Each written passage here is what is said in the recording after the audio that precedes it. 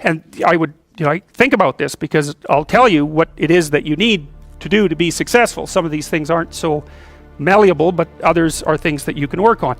Well, IQ, well, that's a rough one, because there's no evidence, as far as I can tell, that you can do a damn thing about your IQ. I was just reading a paper by Dan Simon today. It's a relatively recent review. Dan Simon did the invisible gorilla stuff, and he was looking, because there's all these companies that claim that these online brain training exercises can produce cognitive improvements, and he reviewed the literature again, and I've reviewed that literature like 6 times in the last 15 years, because I keep hoping that someone will crack the problem, but it's always the same answer. It's like, you do brain training games, you get better at the game, a lot better at that game. You get slightly better at similar games, but distal games that are still heavily cognitively loaded doesn't affect your performance at all. Zero, none. So the issue of how to raise IQ, man, that's a killer. No one knows how to do it. I can tell you how to stop your IQ from decreasing as you get older. That's not so bad, because it does that. Fluid IQ decreases from the time you're 20 and pretty rapidly. It's physical health is the best preventative. So exercise, physical exercise. Weirdly enough, you'd think, well, why? Well, your brain uses oxygen like mad, right? And it needs to be kept clean and well oxygenated. And physical exercise, both like weightlifting, so anaerobic and aerobic exercise, both seem to be very, very effective at staving off cognitive declines across the lifespan. So that's a really useful thing to know, because that's the only thing we know that does that. So then the next best predictor of lifetime success is conscientiousness. Well, so, and of the 2 aspects of conscientiousness, say orderliness and industriousness, the better predictor is industriousness. So the question is, well, what can you do about your industriousness? And the answer to that is, well, that's kind of rough too, because there's a strong genetic component. But you can work on micro habits with regards to your conscientiousness. And I think the best micro habits, this is partly to do with this future authoring program processes, I think the best thing you can do with regards to your conscientiousness is to set up some aims for yourself, goals that you actually value. And the future authoring program helps people do that. And basically, it does a situational analysis it helps you do a situational analysis of your life more than a psychological analysis, I would say. And so the questions are something like, well, all right, you're going to have to put some effort into your life, and you need to be motivated to do that. And so what are the potential sources of motivation? Well, you could think about them in the big 5 manner. If you're extroverted, you want friends. If you're agreeable, you want an intimate relationship. If you're disagreeable, you want to win competitions. If you're open, you want to engage in creative activity. If you're high in neuroticism, you want security. Okay, so those are all sources of potential motivation that you could draw on, that you could tailor to your own, your own personality. But then there are dimensions that you want to consider your life across. And so we ask people about, well, if you could have your life the way you wanted it in 3 to 5 years, if you were taking care of yourself properly, what would you want from your friendships? What would you want from your intimate relationship? How would you like to structure your family? What do you want for your career? Well, how are you going to use your time outside of your job? And how are you going to regulate your mental and physical health, and maybe also your drug and alcohol use? Because that's a good place to auger down, because alcoholism, for example, wipes out 5 to 10% of people. So you want to keep that under control. And then so maybe you develop a vision of what you would like your life to be, and that associates the goal. Well, once the goal is established, and then you break down the goal into micro processes that you can implement. The micro processes become rewarding in proportion, in relation to their causal association with the goal, and that tangles in your incentive reward system. We talked about the dopaminergic incentive reward system, and that's the thing that keeps you moving forward.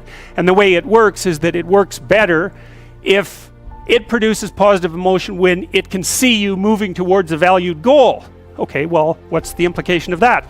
Better have a valued goal, because otherwise you can't get any positive motivation working out. And so the more valuable the goal, in principle, the more the micro processes associated with that goal start to take on a positive charge. And so what that means is, well, you get up in the morning and you're excited about the day, you're ready to go.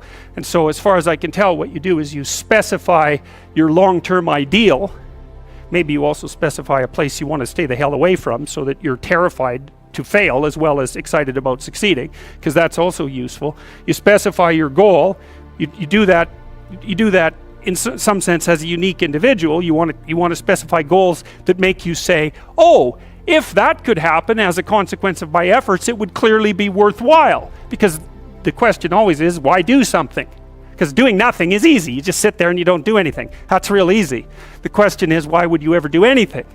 And the answer to that has to be because you've determined by some means that it's worthwhile. And then the next question might be, well, where should you look for worthwhile things? And one would be, well, you could consult your own temperament. And the other would be, well, you kind of look at what it is that people accrue that's valuable across the lifespan. So you do a structural analysis of the subcomponents of human existence, and I already did that. You need a family, you need friends. Like, you don't need to have all these things, but you better have most of them. Family, friends, career, educational goals, plans for, time outside of work, attention to your mental and physical health, etc. That's what life is about. And if you don't have any of those things, well, then all you've got left is misery and suffering. So that's a bad deal for you. So once you set up that goal structure, let's say, and that's really in many ways that's what you should be doing at university. That's exactly what you should be doing, is trying to figure out who it is that you're trying to be, right? And you aim at that, and then you use everything you learn as a means of building that person that you want to be. And I really mean want to be. I don't mean should be, even those things are going to overlap. And it's important to distinguish between those, because that's partly, and this is back down to the micro-routine analysis. So as I was saying, well, you're going to try to make yourself more industrious. Okay, number one, specify your damn goals, because how are you going to hit something if you don't know what it is? That isn't going to happen. And often people won't specify their goals too, because they don't like to specify conditions for failure. So if you keep yourself all vague and foggy, which is real easy, because that's just a matter of not doing as well, then you don't know when you fail. And people might say, well, I really don't want to know when I fail because that's painful. So I'll keep myself blind about when I fail. That's fine, except you'll fail all the time then. You just won't know it until you've failed so badly that you're done. And that can easily happen by the time you're 40. So I would recommend that you don't let that happen. So that's willful blindness, right? You could have known, but you chose not to. Okay, so once you get your goal structure set up, you think, okay, if I could have this life, looks like that might be worth living, despite the fact that it's going to be, anxiety provoking and threatening, and there's going to be some suffering and loss involved and all of that. Obviously, the goal is to have a vision for your life such that, all things considered, that justifies your effort. Okay, so then what do? Well, then you turn down to the micro routines. It's like, okay, well, this is what I'm aiming for. How does that instantiate itself day to day, week to week, month to month? And that's where something like a schedule can be unbelievably useful. Google Calendar. It's like, make a damn schedule and stick to it. Okay, so what's the rule with the schedule? It's not a bloody prison. That's the first thing that people do wrong. They say, well, I don't like to follow a schedule. It's like, well, what kind of schedule are you setting up? Well, I have to do this, then I have to do this, then I have to do this, and then I just go play video games, because who wants to do all these things that I have to do? It's like, wrong. Set the damn schedule up so that you have the day you want. That's the trick. It's like, okay, I've got tomorrow. If I was going to set it up so it was the best possible day I could have, practically speaking, what would it look like? Well, then you schedule that. And obviously there's a bit of responsibility that's going to go along with that, because if you have any sense, one of the things that you're going to insist upon is that at the end of the day, you're not in worse shape than you were than at the beginning of the day, right? Because that's a stupid day.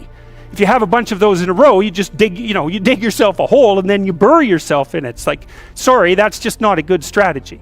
It's a bad strategy. So maybe 20% of your day has to be responsibility and obligation, or maybe it's more than that, depending on how far behind you are. But even that, you can ask yourself, okay, well, I've got these responsibilities. I have to schedule the damn things in. What's the right ratio of responsibility to reward?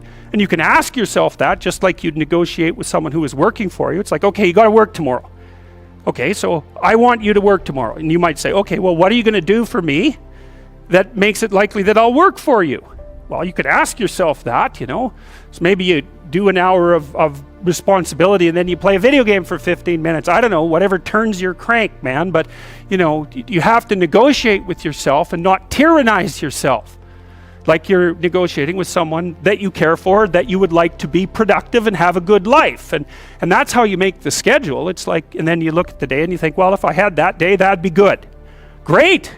You know, and you're useless and horrible, so you'll probably only hit it with about 70% accuracy, but that beats the hell out of 0, right? And if you hit it even with 50% accuracy, another rule is, well, aim for 51% the next week, or 50.5% for God's sake, or because you're going to hit that position where things start to loop back positively and spiral you upward.